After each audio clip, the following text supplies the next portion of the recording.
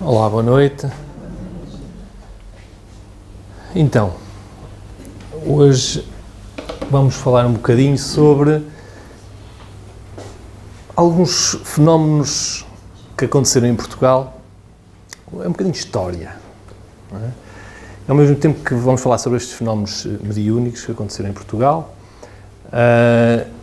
o importante também aqui é tentarmos perceber, para além da reação das pessoas a estes fenómenos, todas as crendices e superstições que envolviam as pessoas nessa altura e a sua relação com a mediunidade. Porque se a mediunidade faz parte, ou está presente na história humana, as crendices e superstições também acompanham o homem desde sempre. Porquê? Porque por falta de conhecimento, por ignorância, por falta de avanço da tecnologia, da ciência, o ser humano ele precisava, não é, sentia necessidade de controlar situações que ele não dominava.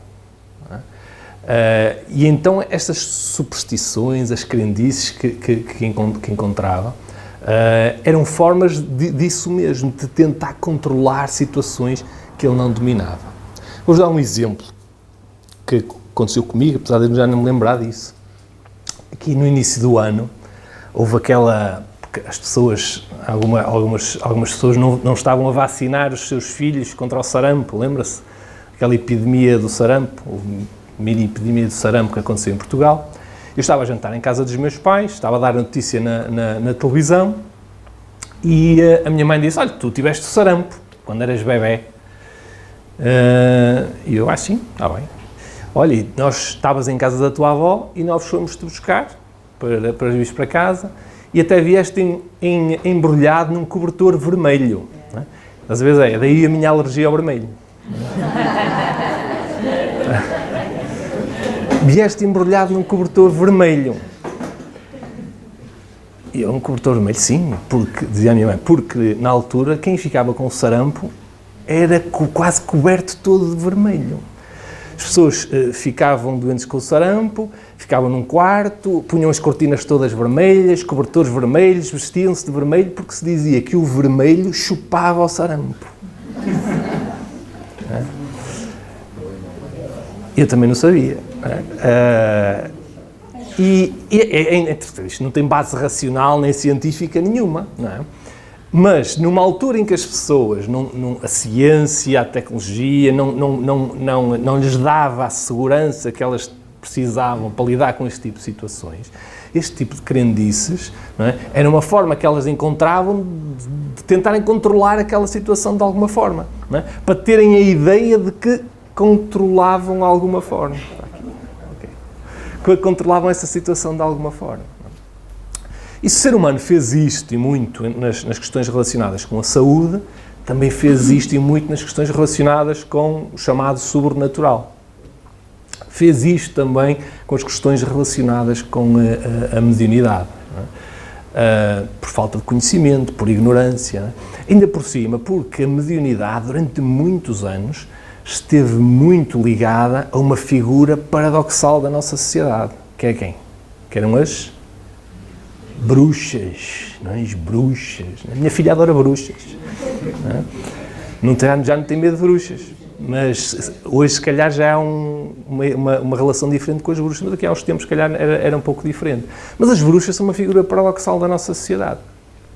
Porque antes, agora já não é tanto assim, mas antes, elas eram procuradas para curar, mas elas também eram acusadas de provocar doenças.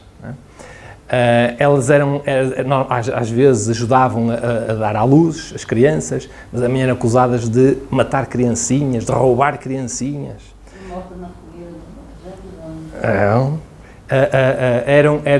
Eram procuradas para benzer, mas também eram acusadas de provocar pragas. Não é? Ou seja, por um lado, as bruxas eram a panaceia para todos os males, mas por outro lado, também, elas eram acusadas de tudo e mais alguma coisa. Quando não sabia o que é que era, não se compreendia a situação, a culpa era das bruxas.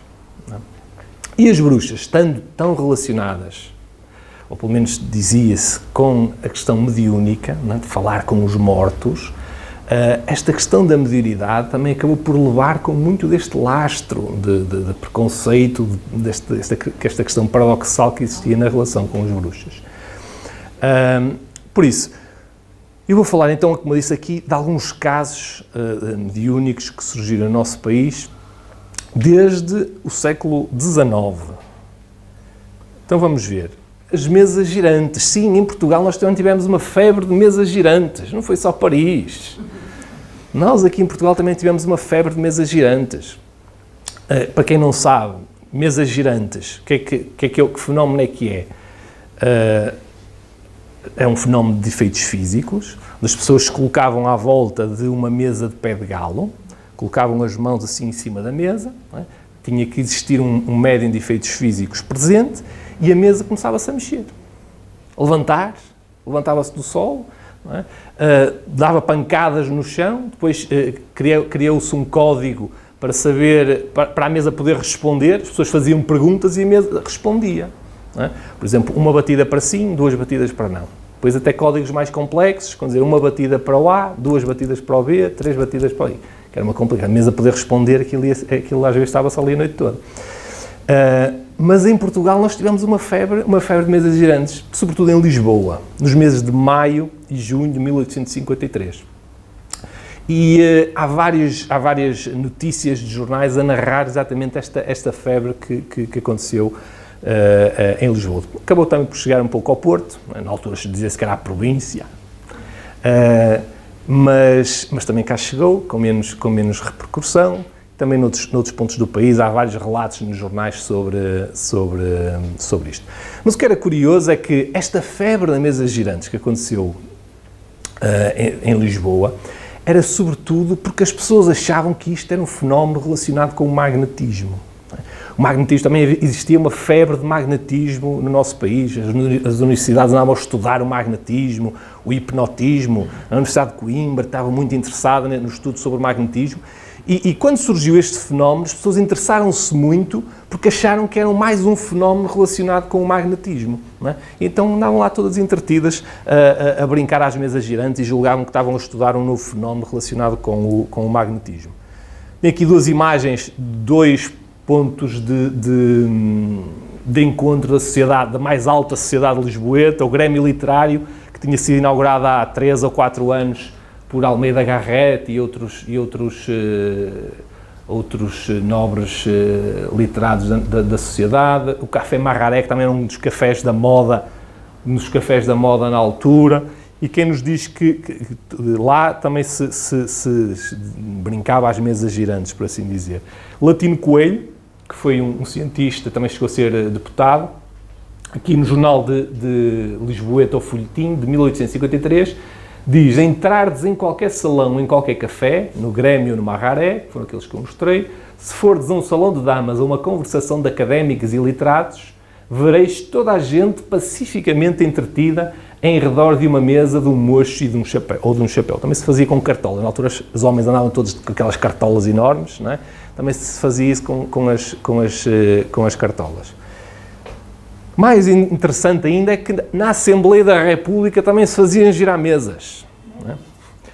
Francisco Mariocchi, não é este senhor que está aqui, este é o filho dele. O senhor que fez girar esta mesa é o pai, também se chamava Francisco Mariocchi, mas este senhor acabou por ser provedor da Casa Pia no final do século XIX, mas o pai dele, que foi deputado, é o tal Mariocchi que fala ali neste excerto do jornal. Então diz o jornal O Nacional, a 18 de maio de 1853, enquanto o deputado Fernão Martens ferroava na paciência do digníssimo auditório, impingindo-lhe à força um discurso de 68 km de extensão, né? Vejam a ironia, já na altura ninguém podia ouvir falar aos deputados, não é? O magriço par Mariocchi entendeu mais conveniente convencer alguns colegas incrédulos, retirando-se a um quarto e fazendo girar uma mesa. Por acaso ali me encontrava, e não posso deixar de confessar-lhe que me surpreendeu verem pôr em prática um fenómeno destes. A mesa girou, Visconde, e eu, que também lá pus as minhas aristocráticas mãos, não posso explicar o que senti. Por isso, até na Assembleia da República se fizeram girar mesas. E este senhor era curador do Museu de História Natural de História Natural, exatamente, que é primo do famoso Bocage, não é? do poeta Bocage. Este é o José Vicente Barbosa de Bocage, que também escreveu no Jornal Nacional, a 24 de maio de 1853, com uma citação de Galileu Galilei.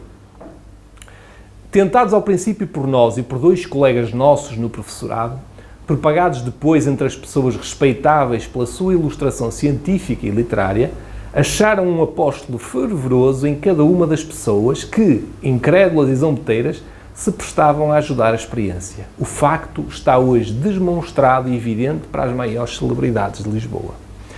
Ou seja, que o facto existia, que o fenómeno existia, que era uma realidade, estava comprovado. Não é? Eles não tinham a menor dúvida. As pessoas mesmo as pessoas mais literadas, não é? mais respeitáveis, por assim dizer, da sociedade, testando o fenómeno, comprovavam que o fenómeno era real. Mas, mais uma vez, eles achavam que o fenómeno estava relacionado com o magnetismo. Só que no final de junho, os jornais católicos, na altura aquilo havia os jornais populares, os jornais católicos, os jornais republicanos. Na altura não sei se havia republicano nesta altura. Mas os jornais católicos começaram a não gostar muito daquela brincadeira. Então começaram a colocar notícias, foram investigar, não é? E colocaram, por exemplo, o Bastizano é um desses jornais católicos, começaram a dizer, atenção, porque essas mesas girantes, isso não é um fenómeno de magnetismo. Isso nos Estados Unidos está relacionado com uma seita de espiritualistas e é um meio de comunicação com os mortos. E dá-se o caso, isto no final de junho, dá-se o caso que o fenómeno começa a diminuir de interesse a partir daí. Não é? Ou seja, aquilo era muito engraçado quando era um fenómeno relacionado com o magnetismo, quando se começou a dizer que afinal era um meio de comunicação com os mortos, as pessoas já não quero nada brincar com aquilo. Não é? E por isso o fenómeno ficou restrito apenas àqueles que eram mais interessados e queriam conhecer melhor o fenómeno, e continua a ser feito, mas de uma forma mais recatada e privada. Mas vejam aqui a forma como as pessoas pensavam em relação à mediunidade, não é? Neste caso simples, quando um fenómeno que era tão popular, de repente perde logo o seu interesse. Mas depois, durante todo o século XIX, o resto do século XIX, Portugal, sobretudo Lisboa, mas também o Porto e Coimbra, vêm a Portugal quase em espetáculo inúmeros médiuns, não é? Porque alguns deles não eram médiuns nenhuns, eram apenas fraudulentos, não é? Fajutos. Alguns eram, mas outros não. Mas vinham fazer espetáculos de efeitos físicos, não é? Teatros. E este é um caso dos irmãos Davenport, não é? Que estiveram em Lisboa e também estiveram no Porto. Mas eles aqui no Porto, a meio do espetáculo, tiveram que se pôr na alheta que as pessoas queriam-lhes acertar o passo. Por isso não estavam a gostar muito, não devia estar a correr muito bem. Não é? Pronto, mas durante todo o século XIX, o espiritismo podemos dizer que era um perfeito desconhecido em Portugal. Não é? O espiritismo nasce já depois da febre das mesas girantes em Portugal. Em 1853, o espiritismo nasce em 1857, pelas mãos de Allan Kardec, em Paris, também através do estudo de uma febre de mesas girantes, mas que se dá em Paris. Não é? Então, nessa altura, Allan Kardec, tentando compreender o fenómeno, estudando o fenómeno, não é daí que depois nascem todo aquele interesse que dá lugar ao Livro dos Espíritos que temos aí na livraria. Mas, repare, em 1857, até final do século XIX, o espiritismo era um perfeito desconhecido no nosso país. Apenas as pessoas mais literadas, que liam até jornais estrangeiros ou que viajavam, é que já tinham ouvido falar do espiritismo. Não é? Em Portugal havia muitos poucos grupos, não é? 2 ou 3 no sul, 2 ou 3 aqui no norte, e não mais do que isso. Por isso, o povão, por assim dizer, nem sabia o que era o espiritismo. Mas as coisas vão mudar. No último ano do século XIX, no ano 1900, por causa de um fenómeno que aconteceu aqui no Porto. Um fenómeno que aconteceu a 2 passos do Seca. Aqui, atrás destes prédios que estão aqui, do lado destas casas que estão aqui. Na Ilha do Torneiro, na Travessa das Musas. A Ilha do Torneiro já não existe. A Ilha do Torneiro já não existe, mas a Travessa das Musas ainda existe, apesar de estar ali um bocado abandonada, ainda existe. Foi o fantasma da Travessa das Musas. O que é que aconteceu na Travessa das Musas?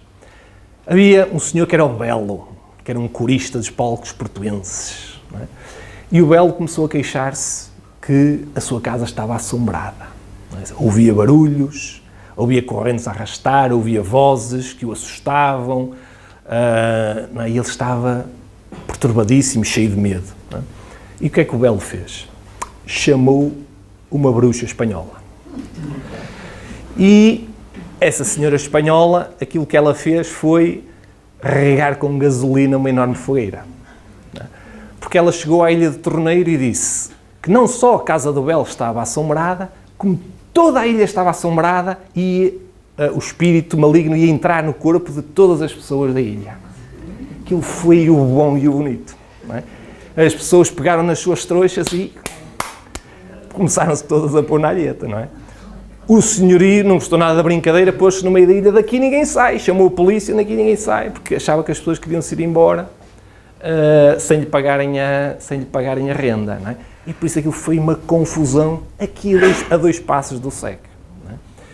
E isto foi um ponto importante na divulgação e no conhecimento daquilo que é o espiritismo em Portugal. Porquê? Porque o Jornal Notícias, no dia seguinte, relata o caso, não é? Com algum pormenor. Pronto, e nada de extraordinário em relação a isso. Mas nos dias seguintes, o Jornal Notícias é invadido por cartas de pessoas a perguntar ou a dizer que eles também sentem coisas parecidas com aquilo que o Belo, o corista, sentia. Não é? Ouvem coisas parecidas, não é? E perguntar então o que é que seria isso, não é? E então o Jornal Notícias começa a fazer, durante edições seguidas, a falar sobre espiritismo, a dizer o que era o espiritismo, a falar de mediunidade, a falar de Allan Kardec, dizendo que existia em Portugal, existia no Porto 2 ou 3 grupos que se dedicavam a fazer reuniões espíritas no Porto, inclusive um desses grupos com um eminente advogado da cidade, vai-se depois a saber que era o Dr. Sousa Couto, que era bastante conhecido. Aliás, o Dr. Sousa Couto, juntamente com a médium Marinha Correia, eles vão a Paris, a um encontro mundial de espiritualismo, de espiritismo, e fazem um enorme sucesso. Mas então, a partir desse momento, então, o jornal diz que era um jornal popular, não é? Era lido e ouvido, não é? Porque na altura muita gente não sabia ler, mas ouvia outras pessoas a ler o Jornal Notícias, tomam conhecimento sobre aquilo que era o espiritismo. É claro que depois isto acaba por criar uma enorme confusão também, porque, do outro lado, os jornais católicos também começam a receber cartas de pessoas que dizem assim, mas então nós devemos acreditar naquilo que dizem do espiritismo? Devemos acreditar nessa seita do Allan Kardec? Isso é verdade, não é? Então eles também começam a escrever artigos a tentar denegrir o espiritismo, a tentar denegrir o Jornal de Notícias. O que hoje é feito no Twitter, na altura era feito nos jornais. Não é? As pessoas atacavam-se umas às outras, os colunistas atacavam-se uns aos outros através do jornal, e neste caso, uns a defender o espiritismo, outros contra o espiritismo. Gonçalo Sampaio, que era um cientista, pertencia aqui à Academia, julgo que era botânico, pertencia aqui à Academia Politécnica do Porto. Aliás, existe uma rua Gonçalo Sampaio, aqui ali perto da Boa Vista, acho eu.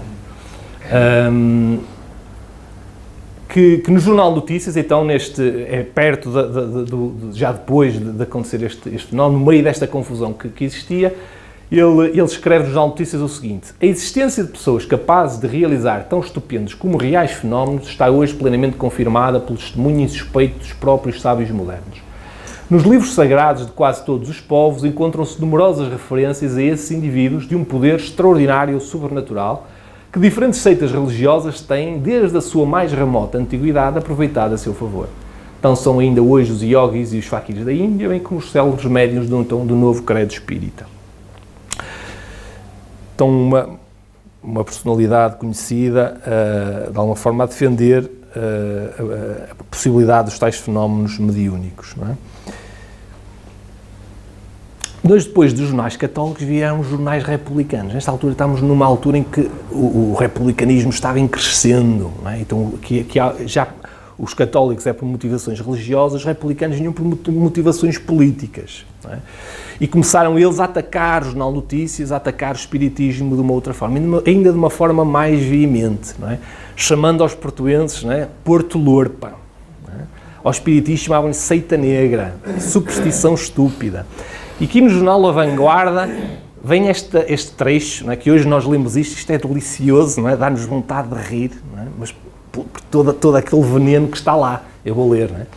Então, neste país das vinhas, das estrumeiras e dos analfabetos, desenvolve-se de quando em quando certas epidemias que vão afetar consideravelmente o comércio e a saúde ou os cérebros.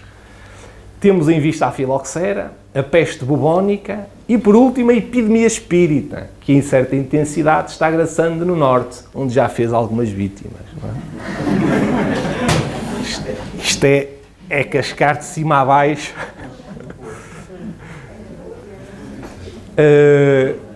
Não, isto tem piada, não é? Mas se nós pensarmos, que não há aqui argumento racional nenhuma, não é? E tanto também os jornais católicos não fazia, que lendo os artigos, não há argumentos racionais, lógicos, havia só uma preocupação de atacar, de denegrir, de ridicularizar. Não é? E isso é uma questão muito importante, porque é uma questão que não começa aqui, é uma questão que depois vai se manter durante o século XX, inclusive o espiritismo acabou por ser perseguido, não é? Teve quase que ficar confinado às reuniões em casa, não é? Mas esta tentativa de ridicularização é algo que ficou, acho, de minha forma de entender, ficou extraordinariamente marcado, não é? Porque ainda hoje há pessoas, há espíritas que não dizem publicamente que são espíritas, não é? Às vezes por medo daquilo que os outros vão dizer, do ridículo que os outros vão, o que é que eles vão achar. Porquê? Não é? Não é? Racionalmente, porquê? Porque as pessoas acham que são bruxas. Bruxas, ainda há muito preconceito, não é? Mas não é só cá em Portugal, é no Brasil, é em outros países, é em todo lado. E muito medo deste tal ridículo, desta tentativa de ridicularização que aconteceu. Da Igreja Católica. Não sei se é a Igreja Católica, é mais vasto do que isso, acho eu. Tem conceitos que vão meter. A gente às vezes vai falar do espiritismo para pessoas assim que têm informação superior. Eu sou católica, pelo amor de Deus. Há muita crendice e ainda ignorância em relação a isso, não é?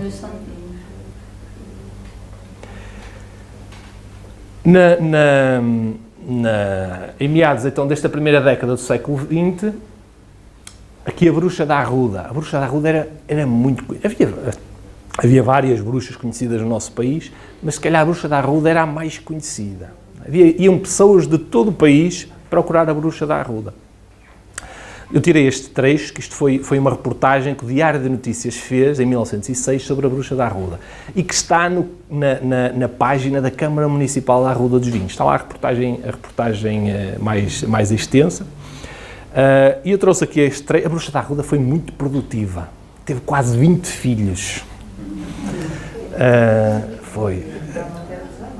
Pronto. E a bruxa da Arruda deve ter sido mais ou menos a mesma coisa. E algumas das filhas também se tornaram bruxas, não é? Por isso teve seguimento. Mas eu trago aqui este trecho, não é? para percebermos, não é? Como é que na altura, não quer dizer que toda a gente funcionava dessa forma, ou todas as pessoas que usavam este tipo consulta, por assim funcionava desta forma, mas para percebermos então como é que isto funcionava.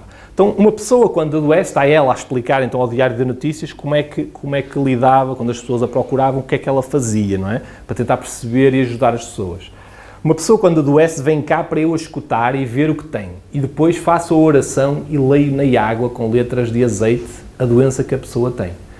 Quando a pessoa não pode vir, manda outra pessoa qualquer que traz uma peça do seu vestuário, sendo sempre melhor vir uma camisa, ceroulas ou meias. E essa peça deve ser tirada do corpo da pessoa doente e sem ser lavada ou posta ao ar, não é? Que pode ser perigoso. Não é? Embrulhada num papel ou num saco, para saber a doença que a pessoa tem. Cheira muito bem a tal roupa e depois leia a doença na água, como já lhe disse.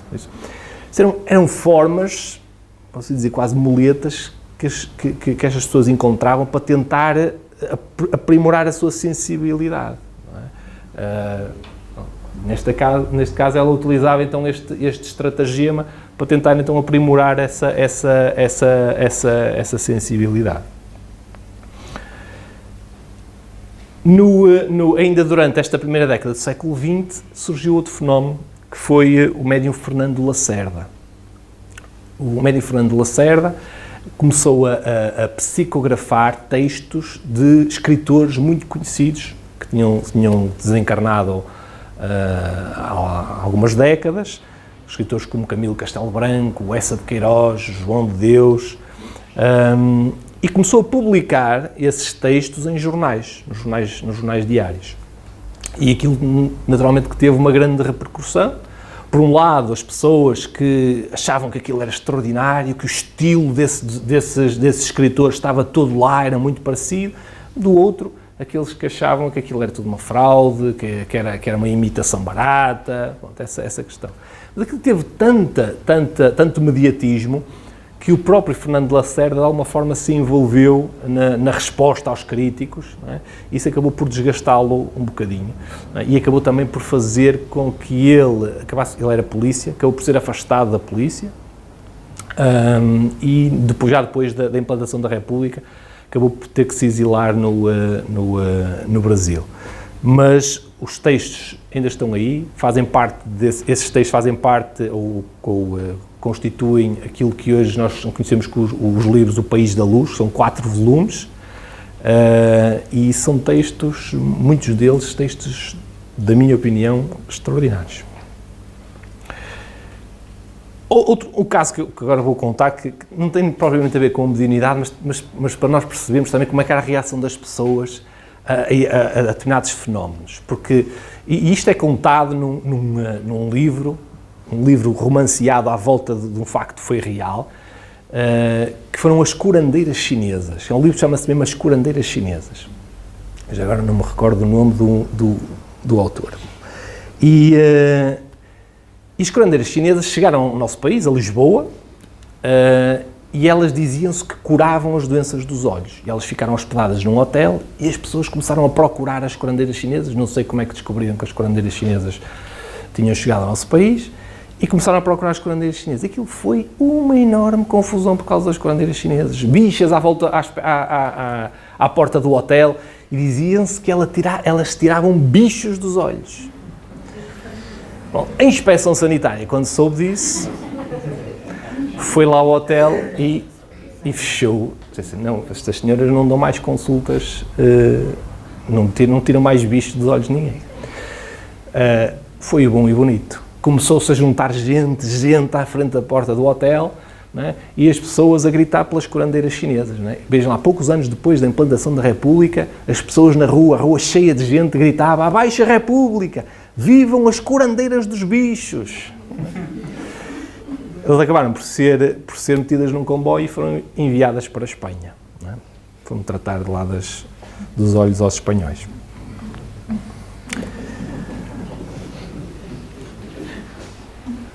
Foram para Badajoz. 135917.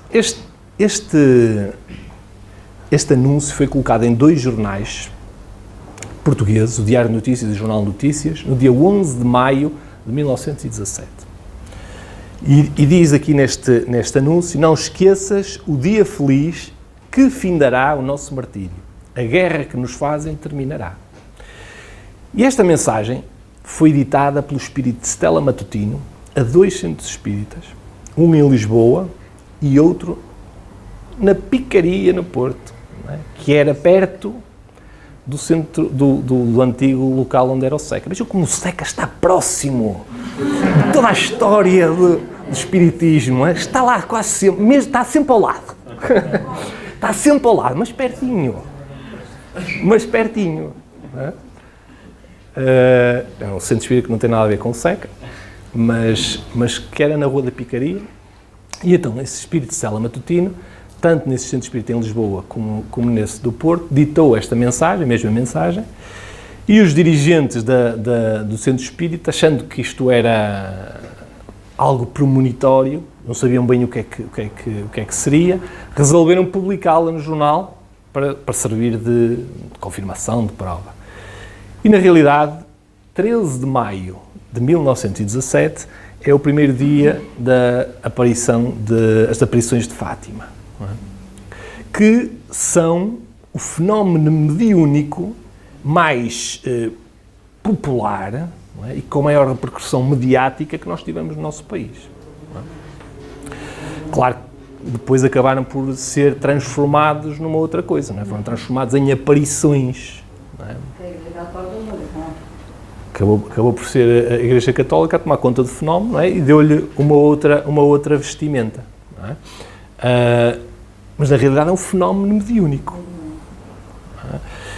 Que acabou por, não se sabia bem como, mas acabou por ser previsto por esses 2 centros espíritas, por esta mensagem que é colocada aqui, inclusive que a mensagem tinha a ver com a guerra, não é? E muita da mensagem dessa aparição também estava relacionada com a guerra, com o fim da guerra. Não é?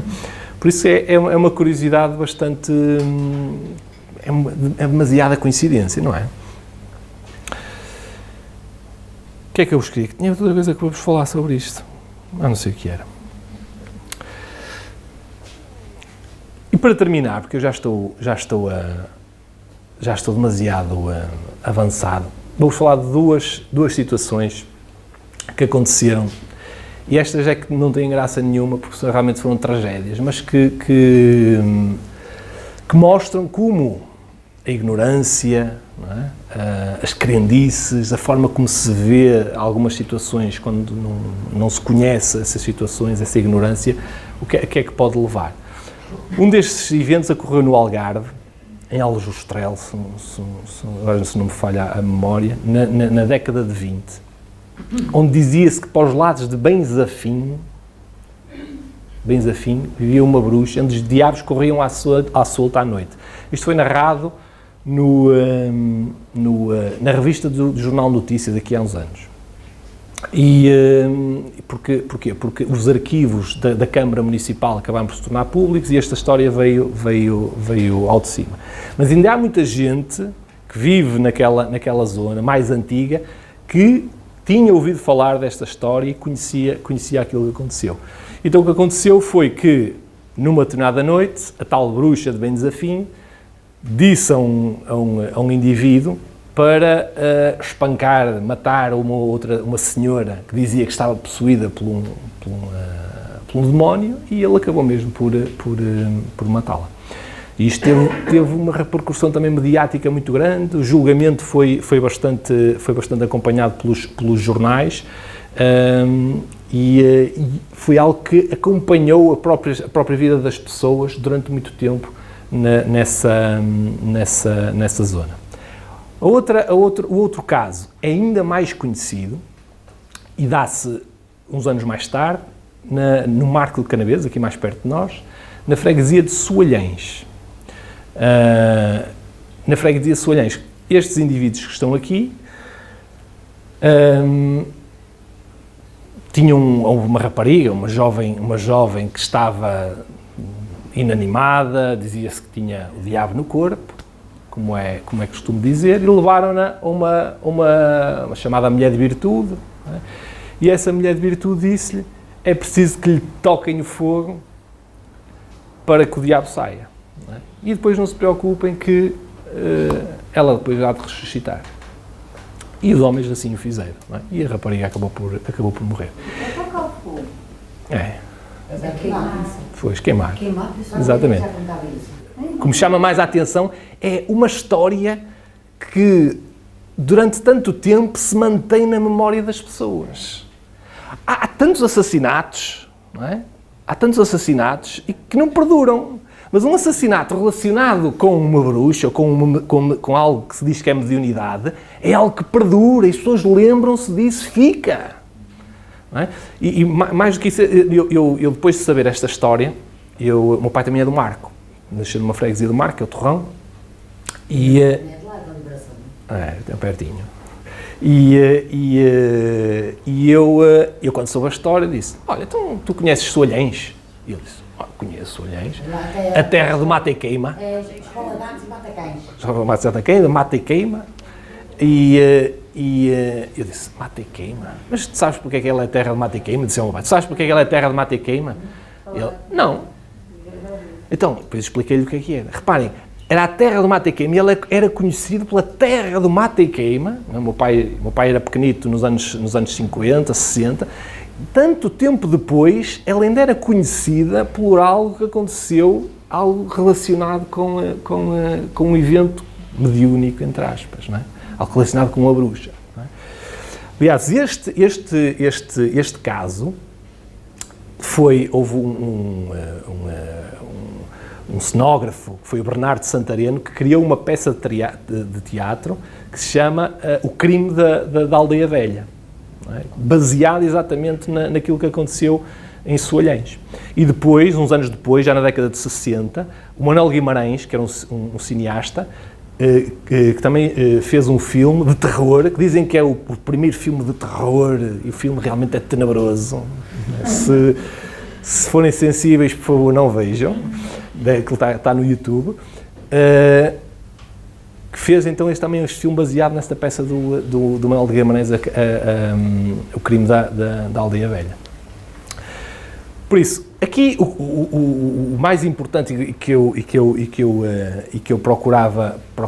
tentei procurar chamar a atenção é que a mediunidade, durante muito tempo, ainda hoje carrega muito lastro desse preconceito, não é? Dessas crendices, dessa ignorância. Não é? Carrega muito desse lastro. Na década de 60 ainda havia psiquiatras, não é, que diziam que a mediunidade provocava loucura. Não é? Na década de 60. Que hoje é algo que se sabe que é um perfeito disparate. Não é? Por isso, a mediunidade ainda carrega muito desse preconceito. E às vezes nós, espíritas, também acabamos por não ajudar à festa. Não é? Porque também acabamos por nós que devemos ter mais conhecimento sobre aquilo que é a mediunidade, daquilo que são os médiuns, não é? Muitas vezes lidamos também com a mediunidade ainda de uma forma pouco natural. Não é?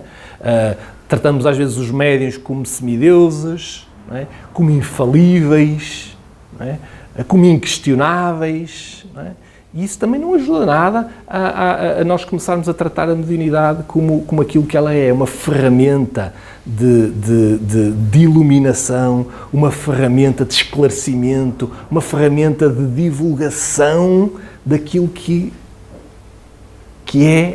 a morte não existe. É uma evidência de que a morte não existe. E essa ideia é transformadora nas nossas vidas. Não é? E era isso. Hã? Mais nada. Mais história nenhuma.